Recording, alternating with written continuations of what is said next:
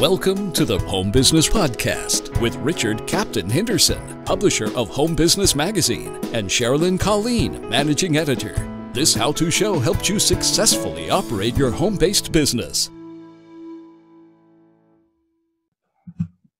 Greetings and welcome to the Home Business Podcast. I'm Richard Captain Henderson, your skipper at Home Business TV. And I'm Sherilyn Colleen, your co-host. Let's secure for sea and get underway. We've all heard the term home brew. Yes, home brewing is an original home-based business long before the internet enabled tens of millions to work from home.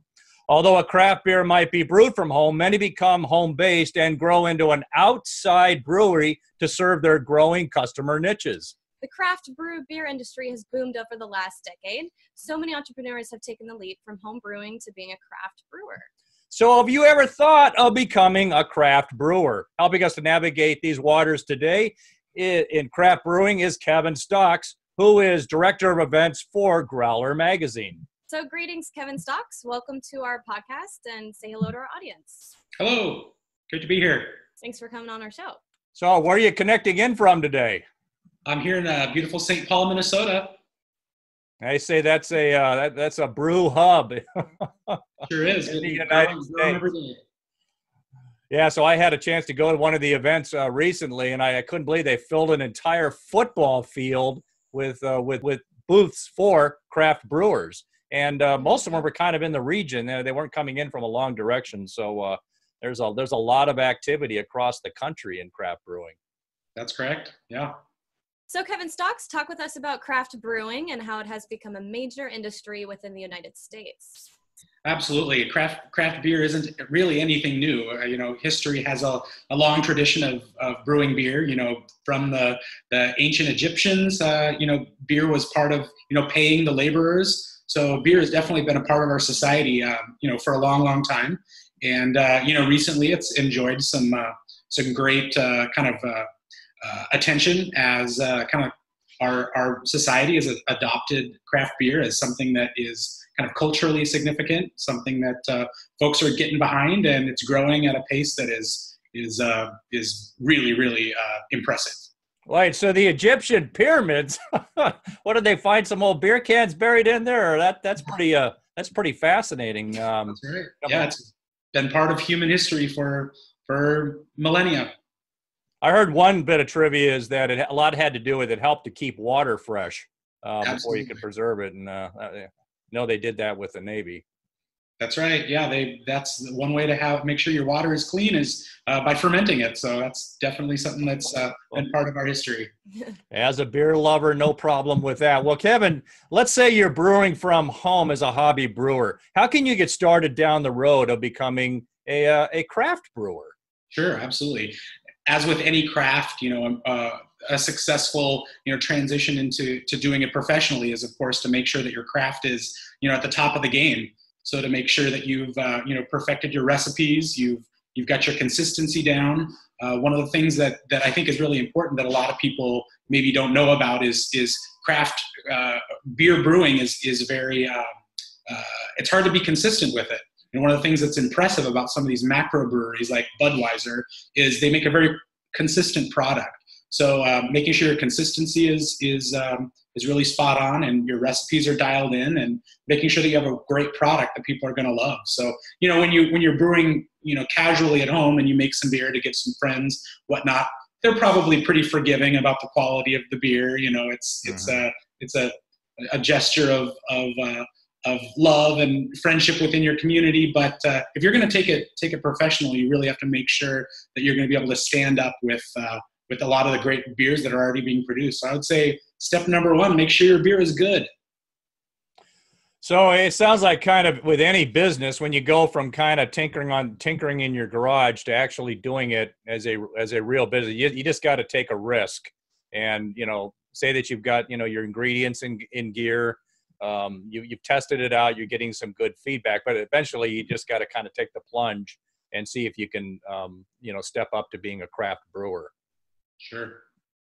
Yeah, absolutely. It's a big risk. Of course, it's a big financial step to go from the garage to a production facility. The equipment is expensive. It's going to require assistance from from someone to help do all the maintenance, and there's going to need to be a build out of your facility as well. So yeah, definitely it's a big leap of faith, and to take that step for sure.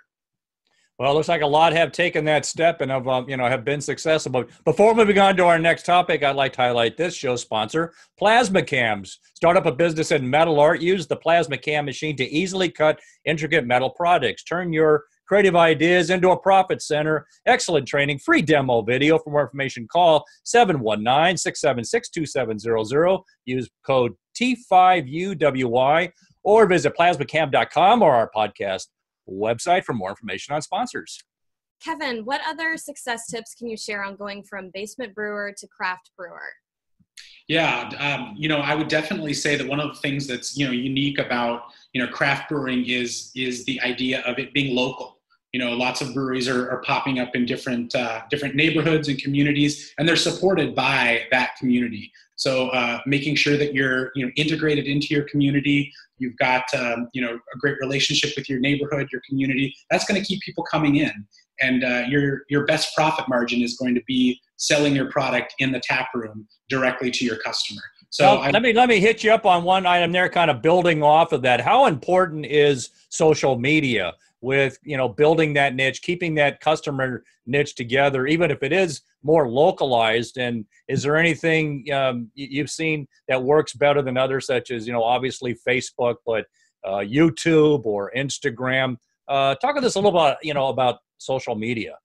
Absolutely, and that's it's paramount in this industry as far as engaging those around you. As I mentioned, using tools like Facebook to create a dialogue between your fans and your neighborhood and that sort of thing. Using tools like Instagram to show off your beautiful fermenters, and that's a really great way to kind of engage with your customers and your constituents. If they can get a visual and they feel like they have some ownership, if they can follow the progress along, if you've been able to share your build out of your brewery with your neighborhood, they can feel some ownership with it.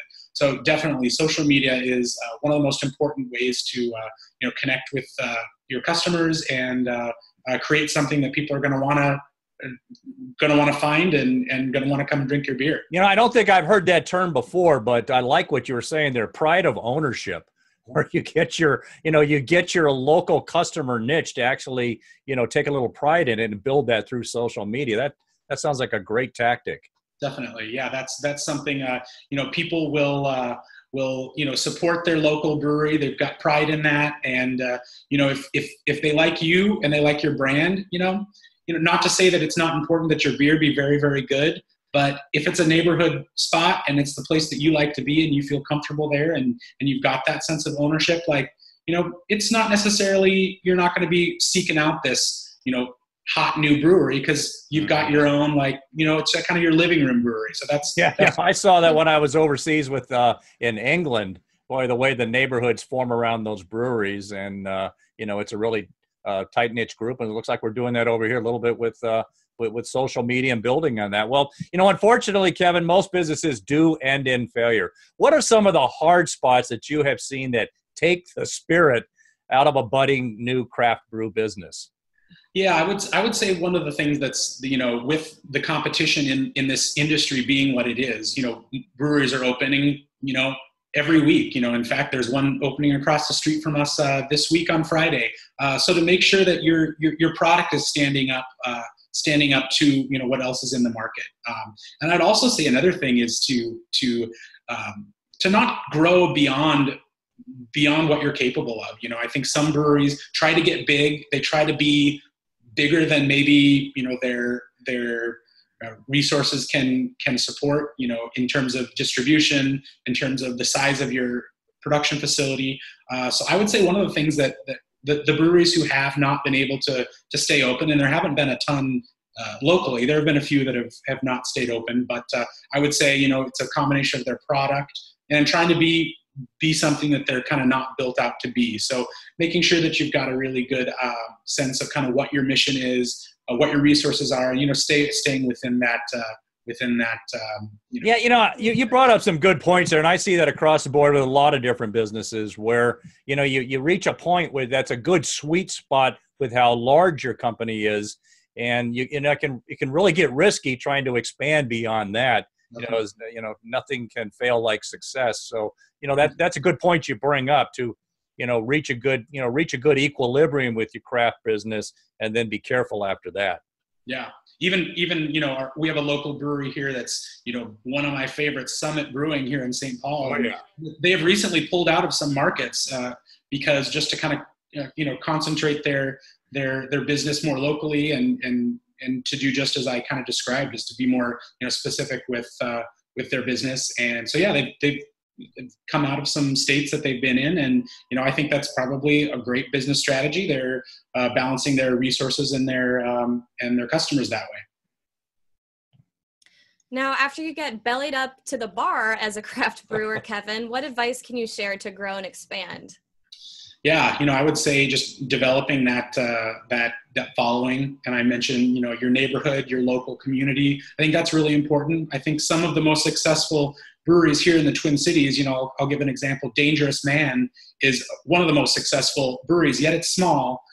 So to make sure that you can be successful with your with what you're doing is important. But then to grow even further, it's important. Fulton is another local Twin Cities brewery that has, I think, done a really great job of growing and becoming one of the bigger breweries in terms of production in the state.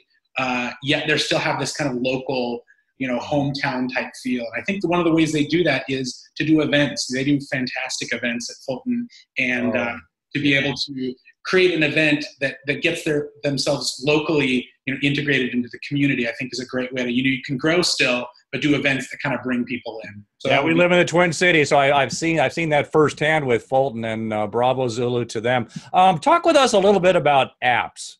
It seems like apps are ingrained anywhere. Do you see any success factors with apps in the craft brewing, and how some brewers have made good use with apps?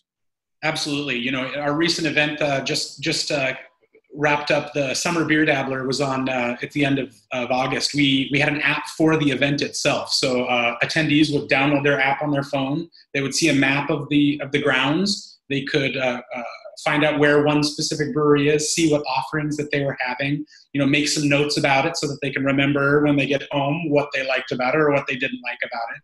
And then also ways to kind of share that through social media. So if I like this specific brewery or this specific beer from, say, Bad Weather Brewing down the street in St. Paul, I can make a little note in my app, refer to it later, and I could even push it to social media, let all my friends know that I'm at this awesome event and I tried this awesome beer. And then it's a great way to, engage with your friends about beers that you like. So yeah, apps and technology is a great way to kind of integrate the experience of beer with your friends, letting your friends know about what you're liking, that sort of thing.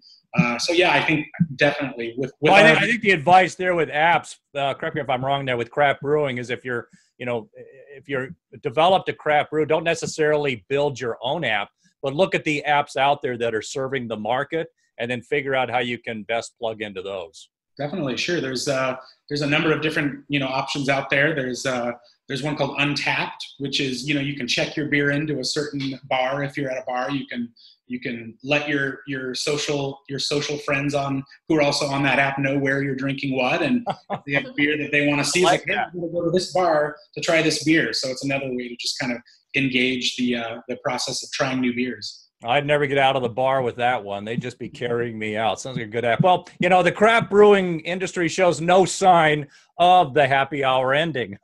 Where do you see craft brewing going in the future, Kevin?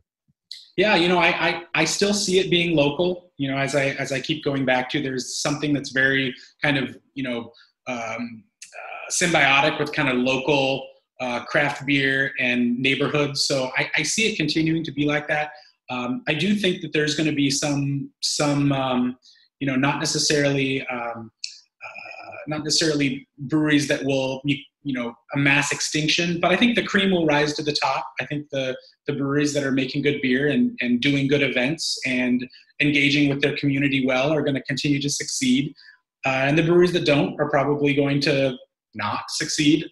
So I see it continuing to move forward. I don't think there's going to be this bubble that bursts, as a lot of people have been telling me. It's like, oh, when's the bubble going to burst? I don't think it They will. say alcohol is depression resistant. That's true. No matter how bad times get, sometimes even when times get worse, entertainment and alcohol-based businesses always seem to do well. Yeah, no, that's true. And one kind of example of why I think what I think is in the way of, we invite breweries to come to our events, and oftentimes the breweries can't keep up with demand, so they can't even make enough product to sell in their tap room, and selling the beer in the tap room is their highest margin of profit. So that's what they want to do. So the fact that breweries are still trying to meet demand, I think, is a good sign. I think there's growth still to be had in this industry, and so I see lots of continued growth. I think there's still some opportunity there for the budding home brewer to take the next leap. That's correct. I think so. This has been a great discussion on the fun opportunities in craft brewing. Kevin, do you have any final points you would like to share with us? We're just excited to be part of it. We came into the industry at a time where we were really kind of exploding here in the Twin Cities. So we're excited to have our flagship events here in the Twin Cities, and for people in the region to come check them out. So we're also excited to be part of a publication in terms of the Growler magazine, doing great things and sharing, being evangelists for craft beer, and not only craft beer, but craft lifestyle in general, with things like spirits and food and art. So we're excited to be in this niche industry. To learn more about Kevin's stocks in the craft beer industry, visit growlermag.com or a podcast website for more information on guests. Thanks for joining us on this episode of the Home Business Podcast. Share your feedback with us on Facebook, Twitter, Instagram, and at our website, homebusinessmag.com. Visit the website for information on advertising. Subscribe free to our newsletter. Please visit our sponsors. For more information, visit homebusinessmag.com or the Home Business Expo at homebusinessexpo.com. I'm Richard Captain Henderson saying anchors away. And I'm Sherilyn. We'll talk with you soon. Until then, make it a great home-based biz day.